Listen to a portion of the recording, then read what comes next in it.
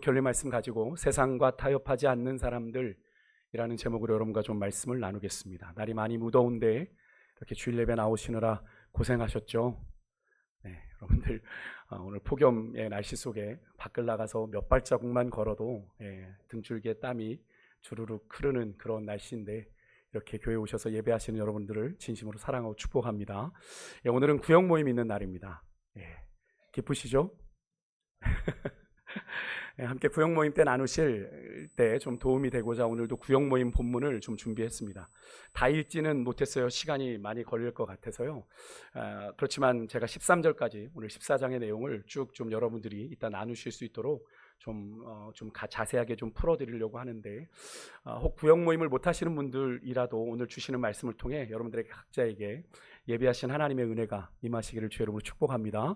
오늘 본문은 요한이 또 새로운 환상을 보는 것으로 시작을 합니다. 어떤 환상이에요? 어린 양이 시온산에 14만 4천과 함께 서 있는 장면입니다. 그러니까 우리가 이 장면을 좀 제대로 이해하려면 어린 양이 누구인지 그리고 14만 4천이 누구인지를 우리가 먼저 좀 알아야 하는데요. 오늘 본문에 나오는 이 어린 양은 요한계시록에 보게 되면 오늘 본문에만 나온 게 아니라 계시록 5장에서 가장 먼저 등장을 합니다. 거기에 보면 이 어린 양을 가리켜 이렇게 소개해요. 6절에 소개하는데 우리 함께 화면을 보고 함께 읽어보겠습니다. 같이 읽습니다. 시작. 내가 또 보니 보좌와 내 생물과 장로들 사이에 한 어린 양이 서 있는데 일찍이 죽임을 당한 것 같더라. 그에게 7 뿔과 7 눈이 있으니 이 눈들은 온 땅에 보내심을 받은 하나님의 7 영이더라. 아멘. 어린 양이 어디에 서 있다고 그래요? 하늘 보좌, 그죠? 하늘 보좌와 내 생물 그리고 장로들 사이에 24 장로들 사이에 보좌 앞에 서 있다는 거죠. 하나님 앞 하늘 보좌 앞에 이 어린 양이 서 있다는 말입니다. 그런데 이 어린 양이 반전은 죽임을 당한 것 같이 있다라고 하는 거예요. 죽임을 당한 것 같이 피를 흘리며 상처받은 모습으로 그 보좌 앞에 있다라는 겁니다. 이런 양의 이미지는 구약에서 보통 3가지로 나타나는데 첫 번째는 이사야서에 나오는 고난받는 종입니다. 고난받는 종의 모습으로 이 어린 양이 이미지가 사용되고요. 둘째는 출애굽기에 뭐겠습니까? 유월절 어린 양입니다. 세 번째는 레위기에 여러분들이 번제를 드릴 때 제사를 드릴 때 쓰는 희생양을 의미합니다. 그 희생양은 뭘 때문에 희생이 되는 거죠? 제사를 드리는 사람의 죄까닭에, 그죠? 그 죄를 대신해서 안수할 때 그 죄가 어린 양에게 전가되어서 그 죄 지은 사람의 죄가 용서받고 그 어린 양이 그 죄 지은 사람을 대신하여 하나님 앞에 드려지는 희생양이 되는 거죠. 이 3가지의 고난받는 종, 출애굽기 유월절 어린 양, 그리고 희생양, 이 3가지는 다 하나의 대상을 가리킵니다. 뭘 가리킬까요?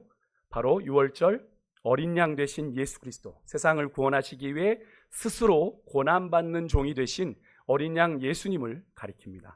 이 사실은 오늘 요한계시록 본문에서도 동일하게 나타나고 있는데 이 어린 양이 죽임을 당한 것 같다라고 요한은 표현합니다. 내가 보니 이 양이 죽임을 당한 것 같다고 얘기를 해요. 그가 십자가에서 죽임을 당하신 것을 의미하는 거죠. 여기서 우리는 죽임 당하신 어린 양 예수께서 세상을 어떻게 이기셨는지를 우리가 확인하고 배울 수 있게 되는데, 이 사실 우리에게 참 중요한 까닭은 우리가 이 어린 양 대신 예수 그리스도를 따라가야 하는 우리 성도들의 삶에, 그것이 성도들의 삶의 승리의 비결이 되기 때문에 그렇습니다. 우리 주님께서 세상을 이기신 방법은 어떤 방법이에요? 세상의 방식대로 세상을 다스리시고 정복하셨습니까? 아니죠. 강함이 아니라 약함이셨고, 폭력이 아니라 고난을 당하심으로, 정복이 아니라 정복 당함으로 세상을 이기셨죠. 이것이 십자가의 방법입니다. 역설이죠. 예수께서 그럴 힘이 없어서가 아니라, 그럴 능력이 없어서 그러신 것이 아니죠. 그것은 하나님의 뜻을 이루는 길이 바로 그 길이었기 때문에 그렇게 그 길에 순종하여 걸어가신 거죠. 여러분, 예수님이 힘이 없어서 능력이 없어서가 아니었다는 사실을 제가 자주 소개해드렸지만, 우리가 복음서에 나오는 예수님의 말씀을 통해서 우리가 분명히 확인할 수 있는데요. 마태복음 26장에 보면 예수님께서 자신이 걸어가실 마지막 십자가의 길을 놓고 겟세마네에서 기도하시고, 아버지 할만하시거든 이 잔을 내게서 지나가게 해주십시오 기도하고, 그런데 주님이 요지부동하시니 결국 뭐라고 고백하시죠? 나의 원대로 마시고 아버지의 뜻대로 되기를 원합니다라고 기도하신 뒤에 예수님을 잡으러 오는 자들이 있었죠. 그때 예수님과 함께 기도하러 갔던 제자 중 하나 베드로가 이 대제사장의 종인 말고의 귀를 쳐서 떨어뜨리게 됩니다. 그때 예수님이 하신 말씀이에요. 마태복음 26장 53절의 말씀을 우리가 한번 함께 읽어보겠습니다. 같이 읽습니다. 시작. 너는 내가 내 아버지께 구하여 지금 12군단 더 되는 천사를 보내시게 할 수 없는 줄로 아느냐, 이렇게 말씀하세요. 이게 무슨 말입니까? 예수님께서는 지금도, 그죠? 그 순간에도 12군단 더 되는 천사를 아버지께 말씀드려 보내게 하실 수 있다라는 거예요. 능력이 있다라는 거예요. 능력이 없는 게 아닙니다. 하지만 예수님께서는 하나님 아버지께서 자신을 이 땅에 보내신 그 아버지의 뜻에 복종하시기 위해서 하나님으로서의 모든 권리와 능력을 포기하고 십자가의 길을 걸어가신 거죠. 이런 주님의 마음을 사도 바울이 빌립보서에서 이렇게 표현했습니다. 여러분 잘 아시는 말씀이지만 한번 그 의미를 우리가 생각하며 함께 읽어보겠습니다. 빌립보서 2장 5절에서 8절의 말씀 함께 읽겠습니다. 시작. 너희 안에 이 마음을 품으라. 곧 그리스도 예수의 마음이니 취할 것으로 여기지 아니하시고 오히려 자기를 비워 종의 형체를 가지사 사람들과 같이 되셨고 사람의 모양으로 나타나사 자기를 낮추시고 죽기까지 복종하셨으니 곧 십자가에 죽으심이라. 아멘. 분명 하나님의 본체 하나님이십니다. 근데 하나님과 동등됨을 취할 것으로 스스로 여기지 아니하시고 오히려 자기를 비워 종의 형체를 가졌다. 그래서 사람의 모양으로 나타나셨다. 하나님이 사람의 몸을 입는 것 자체가 수치고 모욕인데 그 자리를 감당해내신 이유가 뭡니까? 그것이 하나님 아버지의 뜻이었기에 죽기까지 복종하심으로 그 십자가에서 죽으신 거죠. 여러분, 우리가 이런 예수님의 마음을 우리 안에 품을 때 우리가 예수님처럼 산다고 이야기하는데, 여러분, 우리가 세상적인 마음을 품고 예수님처럼 사는 것 불가능합니다. 우리가 이 마음을 품을 때 예수님처럼 사는 것이 가능해지는 거죠. 흉내라도 낼 수 있는 거죠. 사도 바울이 너희 안에 이 마음을 품으라 라고 얘기를 하고 있는 건데요. 그렇게 여러분, 예수 그리스도의 승리는 예수님께서 십자가에서 고난을 받으시고 죽임을 당하셨을 때, 다 끝난 것 같았을 때 주님의 승리가 나타났습니다. 그래서 예수 그리스도의 뒤를 따르는 교회 또한 세상의 방식으로 세상을 정복해서는 안 되는 거죠. 그러니까 교회가 세상의 권력과 손잡으면 안 되는 거예요. 참 아이러니하지 않습니까? 로마의 핍박을 받을 때 그렇게 교회가 흥황했던 그 교회가 로마가 기독교로 공인된 그 시점에 교회가 타락하기 시작을 해요. 참 아이러니한 역설 아니겠어요? 여러분, 교회는 예수 그리스도의 뒤를 따라 고난과 철저한 자기 부인, 십자가의 길을 통해 하나님의 승리하심을 드러내야 하는 공동체가 교회입니다. 이 사실은 우리 그리스도인들에게도, 주의 움직이는 교회된 그리스도인들에게도 동일한 사실인데요. 그래서 여러분, 그리스도인은 세상에 강한 자가 되는 게 그리스도인이 아닙니다. 세상은 그리스도인을, 예수님을 본받아 약한 자, 섬기는 자의 자리에 서도록 부름받은 존재들이죠. 예수님께서 인자가 온 것은 섬김을 받으려 함이 아니라 섬기러 왔다고 하신 것처럼 말이죠. 우리는 주님을 따라가는 존재들이기에 그리스도인들이 따라가야 하는 그리스도의 길은요, 군림하는 자리가 아니고요, 대접받는 자리가 아니고요, 정복하는 자리가 아니고요, 사랑과 희생의 역설적인 능력, 사랑으로 희생으로 이루는 승리를 이루는 능력을 증거하는 길임을 여러분이 아셔야 됩니다. 여러분은 여러분의 삶의 자리에서 어떤 모습으로 여러분, 우리가 어린 양 되신 예수님을 따르고 계세요? 우리가 신앙생활은 예수님을 따라가는 길이잖아요.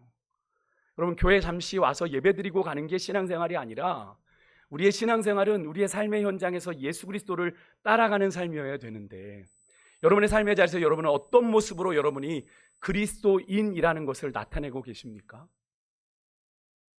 우리가 그리스도인이라면 분명 우리의 삶에서 그리스도를 아는 냄새가 나야 되고, 그리스도를 세상이 볼 수 있어야 하는데, 여러분, 우리의 삶은 어떠한가요? 여러분의 주변이요, 여러분들이 그리스도인이라는 사실을 알고 있습니까?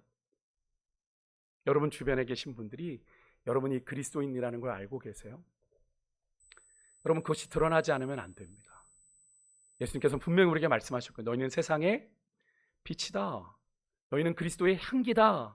그리스도의 편지다. 수많은 이야기들이 우리에게 뭘 이야기합니까? 그리스도인으로서 드러나는 삶을 이야기하고 있어요. 근데 우리는 드러내지 않습니다. 의도적이기도 하고 굳이 드러내지 않는 거죠. 그럼 그것이 올바른 그리스도인의 삶일까요? 그렇지 않습니다. 여러분, 그렇게 믿음의 회색지대를 거닐어서는 우리가 믿음에 승리하는 이긴 자의 자리에 우리는 나아갈 수가 없게 됩니다. 여러분, 예수님, 이 어린 양은 예수님을 의미하는 거예요. 다음은 이 어린 양과 함께 시온산에 서게 되는 14만 4천은 누구를 말하는 걸까요? 14만 4천. 계시록에 자주 나오는 표현인데요. 오늘 14장에도 나오지만 7장에서 가장 먼저 이 14만 4천의 숫자가 나옵니다. 계시록 7장에 보면 7인 심판 때 7인이 6인까지 떨어지고 나서 6인 심판까지 내리고 나서 마지막 7째 봉인이 떨어지기 전에 중간에 막간이 있어요. 성경을 여러분 이제 계시록을 읽으셨다면 그 중간 사이에 막간이 있는데, 그때 한 천사가 하나님의 인을 가지고 하나님의 종들의 이마에 인치기까지 너희가 잠깐 재앙을 멈추게 하고 인을 치는 장면이 이 요한계시록 7장에 나오거든요. 거기에 보면 4절에 요한이 그때 그 천사에게 하나님의 인치심을 받은 자의 숫자를 듣습니다. 그 수를 듣는데 그 수가 얼마였다? 14만 4천이라는 숫자를 처음 듣게 되는 겁니다. 그러니까 여기서는 그렇게 구현해서 설명해요. 이 14만 4천이라는 숫자는 이스라엘 자손이 몇 지파죠? 12지파. 그 12지파가 12,000명씩 곱하면 결국엔 14만 4천이 되는 거거든요. 그렇게 정의를 하고 있습니다. 이스라엘 자손의 각 지파 중에서 인침을 받은 자들로 그렇게 정의를 합니다. 그래서 그런데 24만 4천은 늘 말씀드리지만 여러분, 계시록에 나오는 숫자는 절대로 산술적인 숫자가 아닙니다. 그것을 문자적인 의미로 받아들이면 이 계시록의 말씀을 상당히 오해할 수 있는 여지가 많아집니다. 상징적인 숫자예요. 여러분, 신천지라고 하는 이단이 이 성경 구절을 문자대로 해석해가지고 자신들이 14만 4천 되기 전에 우리가 14만 4천, 거기는 지파별로 나눠 있잖아요. 광주는 뭐 베드로 지파 뭐 이래가지고 지역별로 각자의 지파가 있거든요. 그 지파가 14만 4천이 자기들만 구원을 받는다는 거예요. 자기들 안에 들어와서 신천지 교인이 돼야 구원받는다는 이유로 14만 4천이 구원받는다. 나머지는 구원받지 못한다 라는 교리로 내세우다가 그러면서 이제 성경 공부하자 이렇게 꼬셔가서 가스라이팅 당하면 이제 이만희가 보혜사다, 이만희가 주님이다라고 해도 분간하지 못하는 일들이 벌어지게 되는데요. 그런데 교묘하게 이 신천지 숫자가 부흥을 해버렸어요. 부흥을 해서 14만 4천을 넘어가 버렸어요. 어떻게 했을까요? 속간했을까요? 속간해야죠. 14만 4천인데. 근데 이게 돈이 되는 걸 어떻게 속간해요? 그래서 교리를 바꿉니다. 이단들은 그러죠. 그래서 지금 신천지가 난리 난 거 아니겠어요? 교리를 바꿉니다. 이 신천지가 이 숫자를 문자적으로 그대로 적용한 전형적인 사례예요. 여러분 명심하십시오. 이렇게 이단은 자신들이 진리인 듯 흉내냅니다. 성경에 나오는 숫자 14만 4천 너희들 아느냐? 우리다 라고 얘기하며 진리인 듯 흉내내지만 그들의 거짓된 실체는 분명히 결국 드러나게 되는 거죠. 여러분, 지난 주일 오후에도 제가 계시록 13장에서 하나님을 대적하는 용, 그죠? 옛뱀, 사단, 마귀가 바다에서 올라온 짐승과 땅에서 올라온 짐승과 함께 뭘 이룬다고 그랬죠? 삼위일체, 그죠? 하나님의 삼위일체를, 성부, 성자, 성령 하나님의 삼위일체를 흉내내는 가짜 삼위일체를 이들이 보여준다라고 얘기했잖아요. 하나님을 흉내내는 거라고 말씀드리지 않았습니까? 이단 사이비는 진리를 흉내내요. 지금 이 기독교 역사 가운데 끊임없이 그런 자들이 존재해 왔고요. 지금도 여전히 존재합니다. 지금은 이제 우리나라에 여러분 자칭 예수가 50명가량 있다고 하죠. 그런 자들이 존재한다는 건 그런 자들을 추종하는 자들이 있다는 거죠. 여러분, 우리가 깜빡하면 이제 쫓아다니는 거예요. 그런 거예요. 여러분, 속으시면 안 됩니다. 그래서 여러분, 이 14만 4천은 제가 앞서 말씀드린 것처럼 4절에서 요한은 이스라엘 자손의 각 지파 중에 인침을 받은 12,000명의 사람들이 12로 더해진 14만 4천이다라고 말을 하는데, 그렇게 하고 있으면 이건 어디까지나 14만 4천이라는 숫자적인 의미고요. 여기에는 상징적인 의미가 담겨 있습니다. 여기에 상징적인 의미는 뭐냐면 이스라엘이긴 이스라엘인데 새 이스라엘입니다. 예수 그리스도를 믿음으로 말미암아 새롭게 하나님의 백성이 되는 새 이스라엘, 구원받은 성도들의 모임인 교회를 의미하는 거예요. 그러니까 이는 유대인만이 아닌, 이제 더 이상 유대인만에게 구원이 아니라 모든 이방인을 포함한 어린 양의 피로 구원받은 하나님의 백성 전체를 가리키는 상징적인 숫자가 뭐다? 14만 4천이다. 그러니까 어디 가서 누군가가 14만 4천만 구원받는다고 하면 그냥 때려치고 나오시면 돼요. 거짓말이니까. 근데 그런 말에 우리가 속잖아요. 그죠? 거기에 들어가야만 구원받을 것처럼 속잖아요. 속으시면 안 되는 거예요. 그래서 요한도 뒤에 가면요, 7장 9절에서 이렇게 말합니다. 분명히 각 지파 중에 인침을 받은 사람의 숫자다라고 얘기했는데 7장 9절에 바로 뒤로 가서 이 14만 4천의 숫자를 이렇게 표현합니다. 아무도 능히 셀 수 없는 큰 무리가 나와 흰옷을 입고 손에 종려나무 가지를 들고 보좌 앞과 어린 양 앞에 서서 이렇게 표현을 합니다. 여기에 아무도 능히 셀 수 없는 큰 무리, 구원받은 하나님의 어린 양을 따라가는 백성들, 바로 이들이 14만 4천으로 표현되는 구원받은 큰 무리, 하나님의 백성을 말하는 거예요. 그러니까 여러분, 이게 여기 14만 4천이 산술적인 숫자예요, 아니에요? 아니에요. 상징적인 숫자예요. 여러분과 저를 포함한 구원받은 모든 하나님의 백성들을 의미하는 숫자가 14만 4천이에요. 근데 오늘 본문 1절에 이 14만 4천의 백성들의, 성도들의 이마에 뭐가 기록되어 있대요? 어린 양의 이름과 그 아버지의 이름을 쓴 것이 있었다라고 얘기합니다. 이런 지난 주일에 오후에 제가 계시록 13장을 말씀드리면서 짐승의 표를 오른손과 이마에 받는다라고 말씀드렸죠. 그렇게 받았던 짐승의 표를 받는 자들과 대조되는 사람들입니다.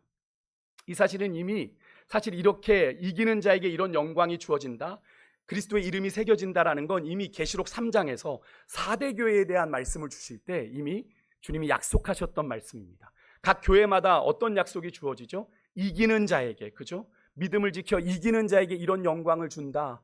그죠? 말씀하셨는데 이 4대 교회를 향해서 말씀하시면서 이기는 자에게 그리스도의 이름으로, 하나님의 이름으로 새겨지는 이것이 주어진다라는 약속이 이미 3장 12절에 나와 있어요. 그러니까 주님이 그 약속대로 지금 14장에 와서 이루신 걸 우리가 확인하게 되는 거죠. 그래서 여러분, 이 말씀에서 우리가 확인하게 되는 건 이 14만 4천이라는 성도는 구원받은 성도들이니까 결국 누구예요? 이기는 자들이라는 거죠. 주님과 함께 승리에 동참하는 자들이라는 겁니다. 이 14만 4천의 구원받은 하나님의 백성들이 인치심을 받았으니까, 여러분, 인치심을 받았다는 건 뭘 의미하죠? 하나님의 소유가 되었다는 걸 의미합니다. 그래서 앞에 7장에 그들의 이마에 인을 쳤다라는 표현에서도 알 수 있는 것처럼 어린 양 예수님의 이름이, 그 아버지 하나님의 이름이 그들의 이마에 쓰였다는 건 과거 구약 시대에 여러분 대제사장들의 관에 뭐가 쓰여졌죠? 여호와께 성결이라고 하는 이 명패가 새겨져 있으면서 이 대제사장들이 하나님 앞에 어떤 존재여야 되는지를 드러냈던 것처럼, 그렇게 하나님의 백성들에게, 구원받은 하나님의 백성들에게, 이 14만 4천의 사람들에게 그의 이마에 그리스도인이라는 표시가 있었다라는 걸 의미하는 건데요, 이 모든 건 그 사람들이 하나님의 소유가 되었다는 것을 의미하는 겁니다. 오늘 예배하시는 여러분 한 분 한 분은 그렇게 어린 양 예수님의 보혈로 구원받아 하나님의 거룩한 소유가 되신 분들임을 여러분 믿으세요? 믿으세요?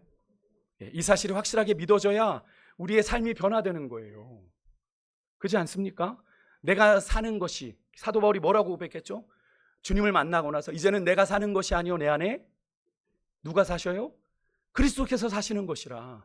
이게 변화죠. 여러분, 그리스도의 소유가 되었는데 이젠 내 맘대로 사는 인생이 아니라 내 안에 누가? 그리스도께서 사셔야 하나님의 거룩한 소유된 인생이 되는 것 아니겠어요? 근데 이 믿음이 없으니까 자꾸 내 인생을 내 맘대로, 내 뜻대로 해보려고 아둥바둥 되니까 우리가 자꾸 어긋난 일로 가게 되는 건 아니겠습니까? 여러분 한 분 한 분은 하나님이 거룩하게 성령으로 인치셔서 하나님의 거룩한 자녀 삼으신 분들이라는 사실을 여러분 믿으시기를 주님으로 축복합니다. 이것이 믿어질 때 여러분의 삶에 여러분 변화가 일어나게 되는 거예요. 여기서 우리가 한 가지 더 생각할 건, 오늘 제가 여러분들에게 자주 말씀드리는 인치심이라는 표현이에요. 여러분, 인치심이요. 원래 인친다는 표현은 도장을 찍다라는 의미예요. 도장을 찍다. 고대 왕들이 인장 반지 가지고 인장 도장에, 그죠? 왕의 조서를 내릴 때 그 도장을 찍으면, 그죠? 왕의 조서인 게 증명이 되는 것처럼, 그것이 이제 나중에 과거 노예들에게 이렇게 불로 낙인을 찍어줬던 거 여러분 기억나시죠? 누구의 소유, 그죠? 뭐 토마스의 소유, 뭐 데이빗의 소유, 뭐 이렇게 이니셜을 새겨서 소유를 표현했던 걸 여러분 떠올려 보시면 되겠는데요, 성경에서 말하는 인치심은 그냥 불로 한 인치심이 아니죠. 무엇으로 한 인치심 한 거예요? 성령의 불로 인치신 걸 말합니다. 그럼 이거 성령의 불로 인치심을 받았다는 건 뭘 의미합니까? 성령께서 그 사람 안에 거하시며 그 사람을 그리고 구원의 날까지, 하나님께서 다시 오시는 그날까지 그의 구원을 보증하시는 걸 의미합니다. 다시 말해서 성령의 내주하심 속에 성령의 인도하심을 따라 살아가는 것을 성령의 인치심을 받았다라고 얘기하는 거예요. 이런 겁니다. 계시록 당시에 성도들이 로마의 모진 박해와 핍박에도 그들이 낙심하지 않고 위로를 받고 견뎌낼 수 있었던 것, 그들이 모든 환난 속에서 그들이 자신들의 힘으로 믿음을 지키거나 구원을 이룬 것이 아니라 그들 안에 계신 성령께서 구원을 이루어 가신다라는 확신 때문에 그들은 버틸 수 있었어요. 오순절 강림 때에 성령이 임하셨던 것이 그들 안에 있어서 그들을 붙드시고 인도하신다는 믿음이 있어서 그들이 그 모진 박해에서도 견뎌내고 생명까지도 내어드릴 수 있었던 겁니다. 그것이 바로 성령의 인치심인데요. 여러분은 이 성령의 인치심을 받으셨습니까? 왜 자신 없으세요?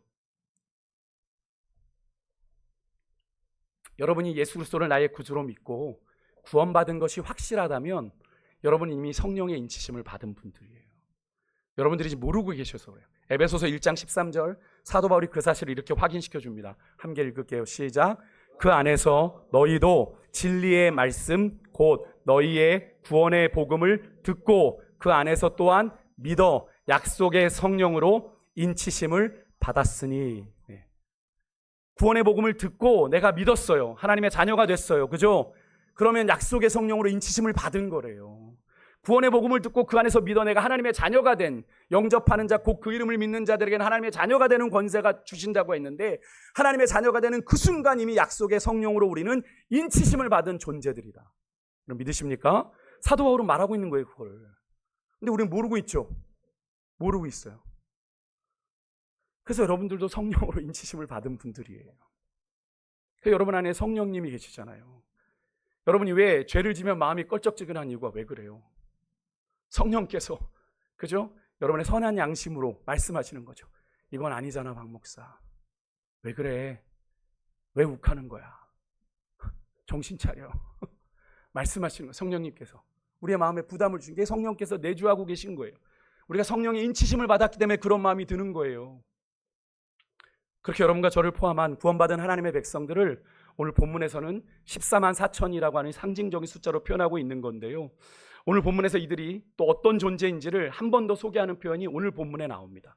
여러분 이따 나누시게 될 텐데 4절 5절 같이 한번 읽을게요. 같이 읽습니다. 시작. 이 사람들은 여자와 더불어 더럽히지 아니하고 순결한 자라. 어린 양이 어디로 인도하든지 따라가는 자며 사람 가운데에서 속량함을 받아 처음 익은 열매로 하나님과 어린 양에게 속한 자들이니 그 입에 거짓말이 없고 흠이 없는 자들이더라. 아멘. 14만 4천의 사람들이 어떤 사람이라고 오늘 계시록의 말씀은 이야기합니다. 합니까? 순결한 사람들, 그죠? 어린 양이 어디로 인도하든지 따라가는 자들, 하나님과 어린 양에게 속한 사람들, 마지막으로 거짓이 없고 흠이 없는 자들이다라고 얘기합니다. 이 말씀을 오늘 본문의 배경으로 좀 다시 정리해 보면 오늘 본문 1절이 되게 중요해요. 어린 양이 자신의 택한 백성 구원받은 14만 4천과 함께 시온산에 섰다라고 기록하는 것으로 환상이 시작됩니다. 여러분 여기에 시온산은 뭘 의미하냐면 하나님 나라의 왕으로 등극하신 주님이 통치하시고 승리하신 곳을 말합니다. 그러니까 승리의 기쁨의 잔치가 벌어지는 곳을 말해요. 결국 이 말은 주님께서 충성된 자신의 백성들을 지켜서 결국에는 시온산 승리의 영광을 누리는 자리까지 인도에 가신다라는 걸 우리에게 보여주고 있는 거예요. 이 말을 이해하려면 우리가 요한계시록 좀 전반적인 이해가 조금 있어야 되는데 간략하게 좀 설명을 드리면 요한계시록은 여러분 당시 제가 서두 예전에도 말씀드렸지만 로마 제국 가운데 핍박을 당하고 있는 성도들을 위로하고 그들에게 소망을 주기 위한 책이지 그들을 불안과 염려로 두려움 가운데 몰아넣으려고 준 책이 아닙니다. 그 당시에 로마 제국 아래서 핍박을 받고 있던 자들에게 위로하고 주님께서 하신다, 주님이 심판하러 오신다, 참고 인내해라 라고 말씀하는 책이에요. 그래서 근데 여기에는 우리의 눈으로 보이는 육신의 세계만이 아니라 보이지 않는 영적인 세계가 있음을 우리에게 알려주는 책이죠. 그래서 요한이 환상을 볼 때 어디로 갑니까? 성령에 이끌려 하늘로 올라가, 그죠? 본 영적인 세계를 우리들에게 보여주는 것 아닙니까? 그래서 가장 계시록 4장에서 하늘에서 드려지는 천상의 예배, 보좌 앞에 앉은 이에게 네 생물과 24장로들과 천사들이 천천만만의 천사들이 거룩하다 거룩하다 거룩하다 하며 예배하는 장면을 가장 먼저 목격하게 되잖아요. 당시에 여러분, 하나님을 대적하는 세력은 육신의 눈으로 볼 때는 로마 제국이었어요. 로마 제국이었습니다. 하지만 그 배후에는 뭐가 있다? 요한계시록 12장 9절에 나오는 것처럼 옛뱀, 곧 마귀라고도 하고 사탄이라고도 하는 온 세상을 미혹하고 꿰는 존재가 있다라고 성경은 이야기하는 거예요. 그가 하늘에서 땅으로 내쫓겨요. 미가엘 천사장과 싸움이 붙었는데 졌어요. 그래서 하나님께서 그를 하늘에서 땅으로 내쫓기 계십니다. 12장 12절에 보면 이 마귀가 자기 때가 얼마 남지 않은 줄 알므로 크게 분내어 너희에게 내려갔다. 그러니까 이 사실을 안 베드로가 뭐라고 얘기해요? 베드로전서 5장 8절에 이 너희 대적 원수 마귀가 우는 사자와 같이 삼킬 자를 찾는다. 너희들 정신 차려라 라고 베드로가 이야기했던 거죠. 베드로도 성령의 인도하심 가운데 이런 영적인 사실을 알고 있었던 겁니다. 그런 영적인 현실이 바로 2000여 년 전 로마 제국하에 모진 박해와 핍박을 당하던 그리스도인들이 직면한 암담한 현실의 영적인 배후였던 것이고요. 당시의 성도들이 믿음의 정절을 지키고자 생명을 걸고 치열하게 싸웠고 그들 중에 상당한 숫자가 죽기까지 충성하고 순교했던 것을 우리가 알 수 있는데요. 그렇게 여러분, 주님을 위한 거룩한 전쟁에 참여해서 로마 제국을 의미하는 이 짐승과 더불어 싸운 성도들, 하나님께서 이들을 거룩한 당신의 소유 삼아 승리의 영광을 새기신 것이 오늘 그들의 이마에 새겨진 그리스도인, 하나님의 이름이 그들의 이마에 새겨진 겁니다. 너는 승리했어. 너는 이기는 자야. 너는 이겼어. 라고 승리의 확인을 그들의 이마에 새겨주신 거예요. 그들의 힘으로 싸운 것 같지만 여러분, 우리 주님께서 이 14만 4천 중에 하나도 잃어버리지 않고 다 지켜내심으로 그들이 오늘 이 어린 양과 함께 이 영광스러운 시온산에 함께 설 수 있게 된 건데요. 여러분, 이 영광 여러분과 제가 누리게 되기를 주의 이름으로 축복합니다. 여러분, 이 영광을 누려야 돼요. 나중에 도중하차하면 안 돼요. 여러분, 이런 관점에서 오늘 본문의 이 14만 4천을 주의 나라와 복음을 위해 싸우는 거룩한 주의 군사들이라 표현할 수 있는데요. 이것이 과연 여러분 2000년 전 여러분 그렇게 로마 제국과 치열하게 믿음을 걸고 싸우던 성도들에게만 해당되는 이야기 아니겠죠.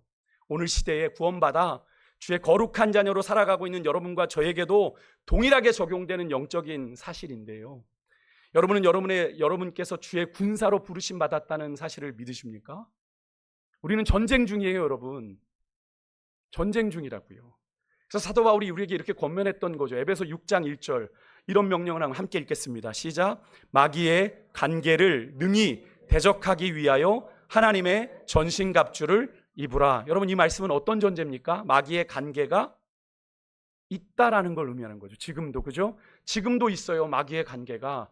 주님 다시 오실 때까지는 아직 마귀의 때가 남아 있거든요. 맹렬하게 지금 넘어뜨릴 자들을 찾고 있는 거죠. 마귀의 간계를 능히 대적하기 위하여 너희가 하나님의 전신갑주를 입어라. 전신갑주는 온몸을 덮는 갑옷이잖아요.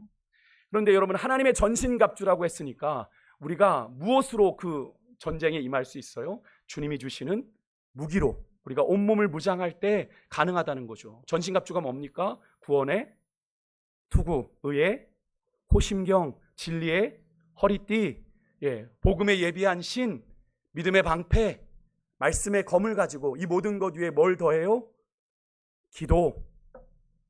기도를 더해 너희가 악한 사단과 싸우라고 말씀하고 있죠. 사도 바울은 삼층천을 갔다 온 사람 아닙니까? 사도 바울도 적지는 않았지만 요한처럼 삼층천에 올라가 이 광경을 아마 목도하고 내려오지 않았을까.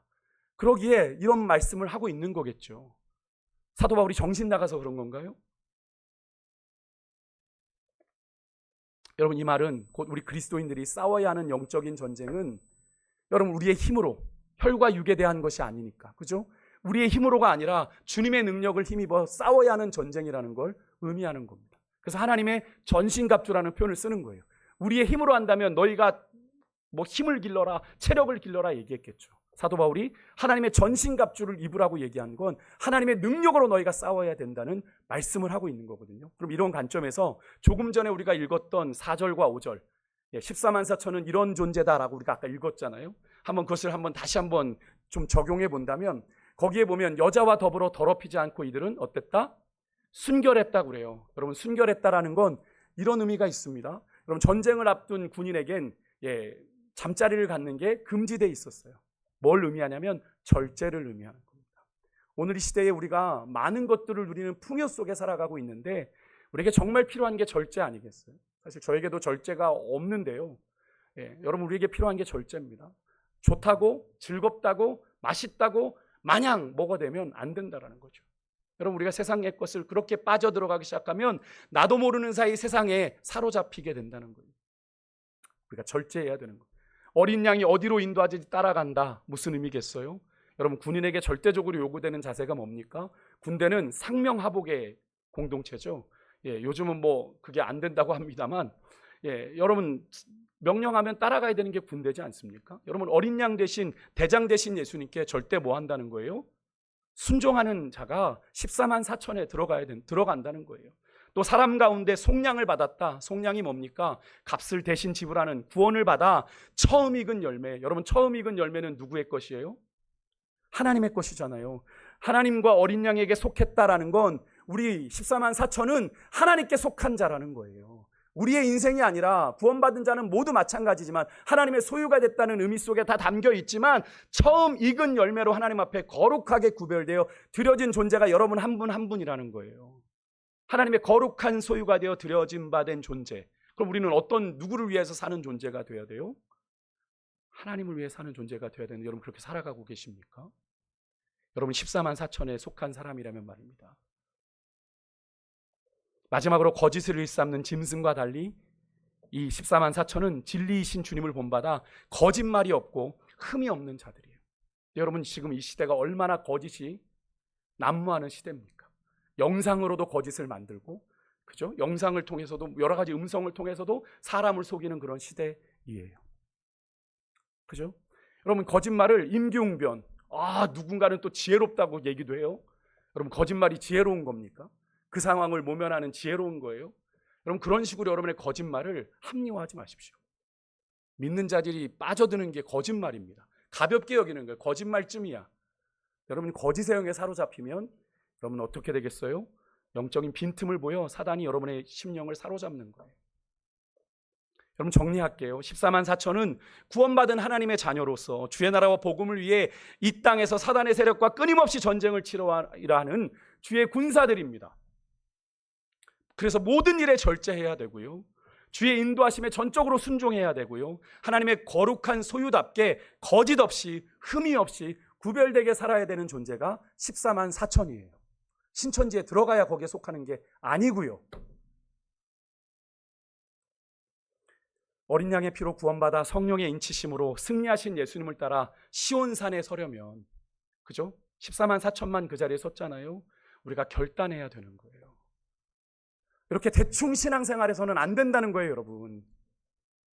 세상도 좋고 하나님도 좋고 그렇게 살아가서는 안 된다는 겁니다. 여러분, 소아시아 7교회를 잘 보세요. 이번에 묵상하면서 저는 새롭게 좀 깨닫게 된 게, 여러분 5개 교회는 하나님께 칭찬도 받았지만 책망도 받았고요. 딱 2교회만 하나님께 칭찬을 받았습니다. 여러분, 뭔 차이인 것 같으세요?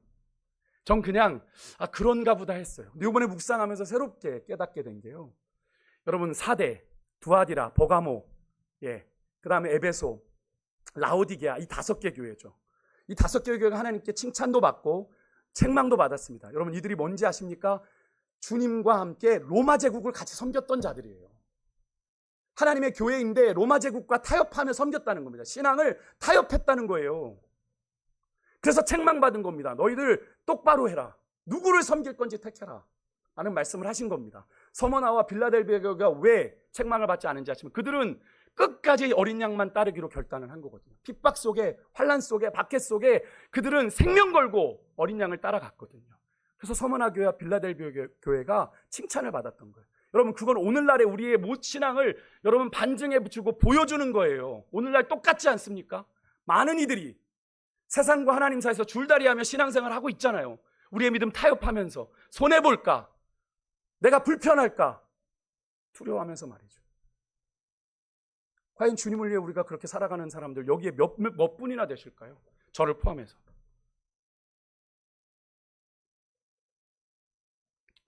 여러분의 삶은, 현재 삶은 어떠십니까? 우리는 승리하신 주님과 함께 그 영광의 승리의 잔치가 벌어지는 시온산에 설 준비가 되셨어요? 언제 하실 건데요? 나중에? 여러분, 세상의 종말을 계시록은 이야기하고 있지만 여러분 늘 말씀드리죠. 우리 개인의 종말은 언제든 올 수 있어요. 우리가 그것을 준비하는 건 내가 숨을 쉬고 있는 오늘이라는 시간이라는 거예요. 우리가 믿음으로 결단하는 건 오늘이라는 거예요. 오늘. 나중에 목사님 그렇게 나중에 하겠습니다. 여러분에게 나중에 어디 있어요? 여러분이 나중에 보장되어 있습니까? 80세까지 딱 산다고 정해져 있어요? 아니잖아요. 여러분 오늘 본문 6절 이하에 여러분 마지막 이거 좀 나누고 마칠게요. 공중을 나는 새 천사가 심판의 경고를 날리며 이 이야기가 이어져요. 그 심판 뒤에 주님이 주시는 마지막 최종적인 약속이 나오는데 여러분 간단하게 살피고 말씀 마칠게요. 여전히 우리 눈앞에 보이는 현실의 연연함에 일일비하는 성도들, 우리들을 향해 하시는 말씀이에요. 누군가는 이 말씀이 되게 위로가 되겠지만 누군가에게는 경고가 될 수 있는 말씀이겠죠. 한 천사가 공중을 날며 주님이 주시는 영원한 복음을 이야기합니다. 영원한 복음이래요. 변치 않는 복음이겠죠. 변치 않는 좋은 소식이겠죠. 그것이 뭐냐면 7절에 보니까 그의 심판의 시간이 이르렀다. 그의 심판이 누굽니까? 하나님의 심판의 시간이 다 되었다라는 거예요. 여러분 제가 카톡 프로필에도 써놨는데 주께는 하루가 1000년 같고 1000년이 하루 같다는 이 사실을 너희가 잊지 말라고 베드로 사도가 분명히 이야기합니다. 여러분 이게 뭘 의미하는 것 같으세요? 우리의 시간과 하나님의 시간이 다르다는 걸 의미하는 겁니다. 그러니까 언제든 주님의 시간은 여기까지 하라고 하실 수 있다는 걸 얘기하는 거예요. 그래서 베드로 사도가 잊지 말라는 거예요. 이 중요한 사실을 잊지 말아라 너희들의 시간으로 자꾸 계산 때리지 말아라. 뭐 주님 언제 오실 것 같다. 계속 성경을 가지고 계시록 가지고 연구했지만 하나도 안 맞았잖아요. 당연히 안 맞죠. 주님이 모른다고 하셨으니까. 주님이 모른다고 하신 걸 자꾸 인간의 방법으로 계산하고 맞추려고 하니까 안 맞는 거죠.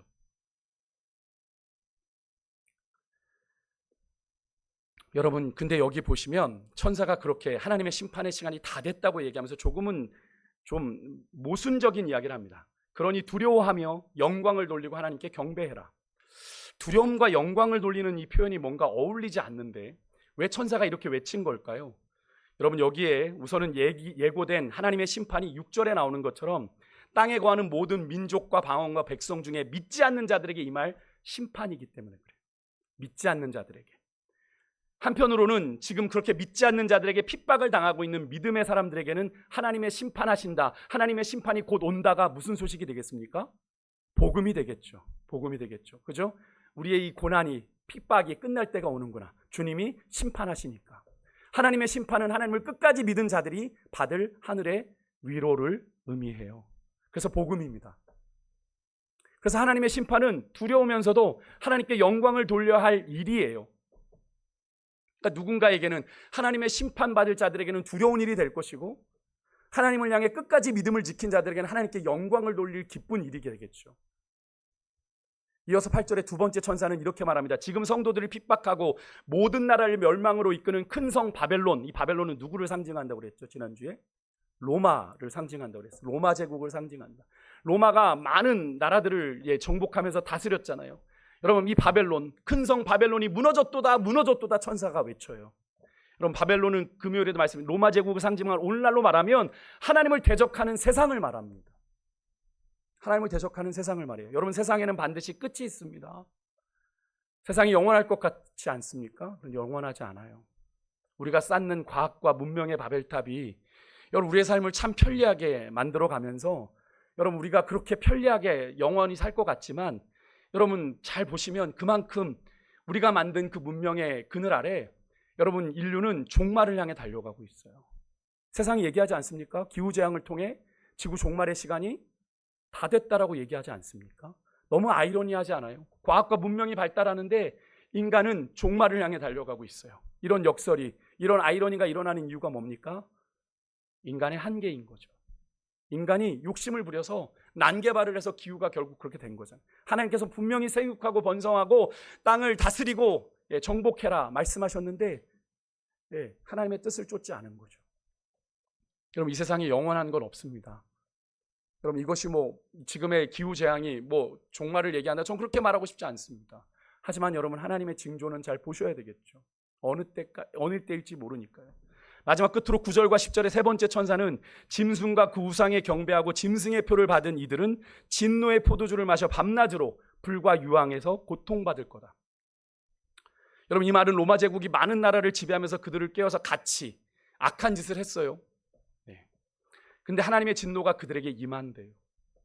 하나님이 결국 그들의 악행을 심판하신다. 근데 여러분, 이것이 오늘날엔 어떤 의미일까요? 그 당시 2000년 전에는 로마 제국에 임한 하나님의 심판이죠. 인류 역사 속에서 사라진 로마 제국에 대한 하나님의 심판이지만 오늘날의 이야기는 뭘까요? 여러분, 오늘날의 바벨론이 뭐예요? 즉 세상이 주는 여러분 번영, 성공주의, 쾌락에 취하면 여러분 영적인 감각이 마비되어서 세상과 함께 나도 모르는 사이에 여러분 영원히 멸망당하는 길로 우리도 갈 수 있다라는 거예요. 내가 교회만 예배만 왔다 갔다 하면 여러분 우리가 보장되는 게 아니에요. 어린 양과 함께 시온산에 서는 게 아니에요. 예배만 왔다 갔다 한다고. 여러분의 믿음이 지금 어떤 상태인지를 잘 보셔야 되는 겁니다. 여러분, 불과 유황으로 밤낮 고통을 받는다는 건 뭘 의미하는 것 같으세요? 여러분, 지옥 백성이 된다는 겁니다. 지옥 백성. 창세기에 소돔과 고모라가 불과 유황으로 멸망당했을 때 그곳에 대한 미련을 못 버리고 뒤돌아보지 말아라 하신 하나님의 경고에도 뒤를 돌았던, 그래서 소금 기둥이 된 누구요? 롯의 철을 여러분 우리가 기억해야 돼요. 왜냐하면 주님께서 내가 올 때는 노아의 때와 같고 롯의 때와 같다고 말씀하셨거든요. 우리 가운데 롯의 처와 같은 전철을 받지 말라는 법이 있을까요? 누구도 장담할 수 없는 거죠. 하지만 끝까지 여러분 바벨론 같은 이 세상의 유혹을 이겨내고 죽기까지 인내하며 순종하는 성도들, 이들은 오늘 본문의 12절에 이렇게 소개합니다. 함께 12절 말씀 읽어볼게요. 시작. 성도들의 인내가 여기 있나니 그들은 하나님의 계명과 예수에 대한 믿음을 지키는 자니라. 끝까지 바벨론 같은 세상의 유혹 이겨내고 인내하며 죽기까지 순종한 자들이 어떤 자들이에요? 하나님의 계명, 말씀과 예수님에 대한 믿음을 지킨 자들이에요. 목사님, 이 정도는 다 기본 아닙니까? 정말 그러세요? 정말 그러세요? 이런 자에게 어떤 약속이 주어지는지 아십니까? 13절 보십시오. 같이 읽겠습니다. 시작. 또 내가 들으니 하늘에서 음성이 나서 이르되 기록하라. 지금 이후로 주 안에서 죽는 자들은 복이 있도다 하심에 성령이 이르시되 그러하다. 그들의 수고를 그치고 쉬리니 이는 그들의 행한 일이 따름이라 하시더라. 아멘. 아마도 끝까지 로마 제국의 핍박에 굴복하지 않고 믿음을 지켰던 성도들 중에는 그로 인해서 죽음을 맞이했던 자들이 많았던 것 같아요. 그런 자들을 향해 주님께서는 이렇게 말씀하세요. 너희들 주 안에서 죽었던 너희들 복이 있다. 복이 있다. 세상으로 볼 땐 개죽음인데, 세상으로 볼 땐 저런 어리석은 죽음이 없는데 주님께서는 귀한 죽음이래요. 복이 있는 죽음이래요. 주님이 귀하게 여기는 복된 죽음이라고 말씀하고 계세요. 여러분, 이런 자들을 오늘 설교 제목처럼 세상과 타협하지 않는 사람들이라고 부릅니다. 성경의 또 다른 표현은 바로 이겁니다. 히브리서 11장 38절. 이런 사람은 세상이 감당하지 못한다. 하나님의 사람은 그런 존재가 되어야 됩니다. 여러분, 우리가 세상이 감당하지 못하는 존재가 어떤 존재를 함께 읽어보겠습니다. 히브리서 11장 35절, 38절. 그 당시 2000년 전 초대교회 성도들이 이런 핍박을 당했어요. 같이 읽어봅니다. 시작. 또 어떤 이들은 더 좋은 부활을 얻고자 하여 심한 고문을 받되 구차히 풀려나기를 원하지 아니하였으며, 또 어떤 이들은 조롱과 채찍질뿐 아니라 결박과 옥에 갇히는 시련도 받았으며, 돌로 치는 것과 톱으로 켜는 것과 시험과 칼로 죽임을 당하고 양과 염소의 가죽을 입고 유리하여 궁핍과 환난과 학대를 받았으니 이런 사람은 세상이 감당하지 못하느니라. 아멘. 사랑하는 성도 여러분, 진정한 그리스도인은 세상과 타협하지 않는 사람들이고요, 세상이 감당하지 못하는 사람이라고 성경은 말합니다. 조금 전 12절의 말씀처럼 하나님의 계명, 말씀과 예수님에 대한 믿음을 지키기 위해 죽음도 불사한 이들은 마침내 여러분 시온산에 승리를 노래하는 어린 양의 새 노래를 부르게 된다고 오늘 본문은 이야기하고 있어요. 여러분 어떠십니까? 주의 오심을 두려워하는 자들입니까? 아니면 마라나타, 아멘 주 예수여 어서 오시옵소서를 외치며 기쁨으로 주의 오심을 고대하는 자들이십니까? 여러분 그 대답이 여러분의 지금 믿음의 현 주소예요. 그 대답이 여러분의 현 주소입니다. 혹시 여러분 세상이 주는 잔에 취해서 세상과 적당히 타협하며 믿음을 스스로 속인 채 살아가고 계시는 분 혹시 없으십니까? 오늘 이 시간 깨닫는 은혜가 있기를 소망하고 깨달으셨다면 돌이키는 은혜가 있으시기를 주의 이름으로 축복합니다. 여러분 이 땅의 수고를 그치고요 아버지 나라에서 영원한 쉼을 누리는 그날이 반드시 있어요. 여러분 이 땅이 전부라면 우리처럼 불쌍한 인간들이 없겠죠. 하지만 이 땅이 전부가 아닙니다. 이 땅은 잠시 머물 땅이고 우리가 돌아갈 영원한 고향이 있어요. 아버지 집에서 영원한 쉼을 누리는 그때를 우리가 바라보고 가지 않습니까? 여러분 그 14만 4천의 대열에 합류해야 되지 않겠어요? 여러분 매일매일 우리가 치열한 전쟁을 치르듯 살아가고 있지만 끝까지 어린 양 되신 우리 주님의 자녀로 성령의 인치심 가운데 믿음의 경주를 달려가는데 우리는 절제하고 또 인내하며 시온산에서는 그 승리의 기쁨을 맛보는 그날까지 우리가 순종함으로 충성스럽게 사명의 길 달려가는 여러분과 제가 될 수 있기를 주의 이름으로 축복합니다. 우리 함께 같이 찬양하겠습니다.